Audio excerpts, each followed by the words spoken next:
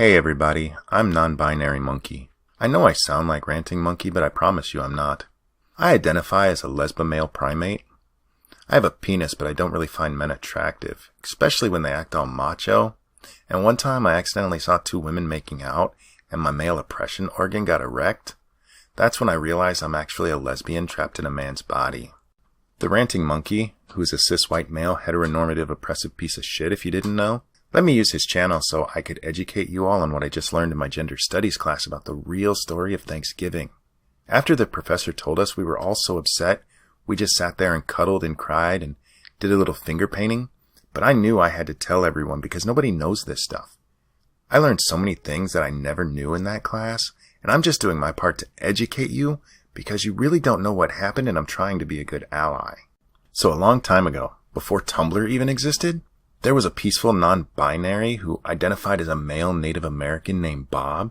Not many people know this, but white men even stole the name Bob from Native Americans. Oh my god, when the professor told us, I was like, oh my god, how come nobody ever told me that? Bob was standing there, and he was on a big rock, and he was looking across the ocean, thinking about how kind he should be to animals and why eating meat and wearing leather is murder. And he saw this big sailboat come, and it had a Trump bumper sticker on it, and it was sailing right towards him. Bob got really excited. Like all Native Americans, he loved all living creatures, even the dead ones. Which is why those Halloween costumes with war paint are so offensive. It makes it look like all Native Americans like war. And it's just wrong to say that all of one people do the same thing. Anyway, all Native Americans love all living things. And so when Bob saw these people, he was like, oh, cool new people. He didn't know that the ship was filled with hateful cis-white male carnivorous oppressors. Bob waved at him as they parked the boat, and the cis-hateful white male captain put the ship in park and turned it off. Bob, who invented stairs, quickly built a staircase to help the cis-white men off of the boat, which they never did thank him for because they're just assholes. When the cis-white men got to the bottom of the stairs, they saw Bob had a darker skin than they did, so they called him an Indian, and that's how racism was invented. They did it just to oppress Bob. Bob didn't understand why the white people would be so mean. It made him think of all the times he felt like an outcast in junior high school where all the cis-heteronormative people had made fun of him. Bob refused to let other people define him since then, so he stood up to the white people on the boat. He wrote a strongly worded article for Huffington Post about how mean white people were, and he linked it on all his social media. After that, the cis-white males got so much shame and hatred back on them that they pretended to like Bob for a while, but it turns out that they were only doing it because they were actually too stupid to grow food. They used Bob to make corn and stuff. The white men thought they only brought other white men with them, but one female to male, non-binary, transgender vegan who knew the natives would need an ally had snuck aboard.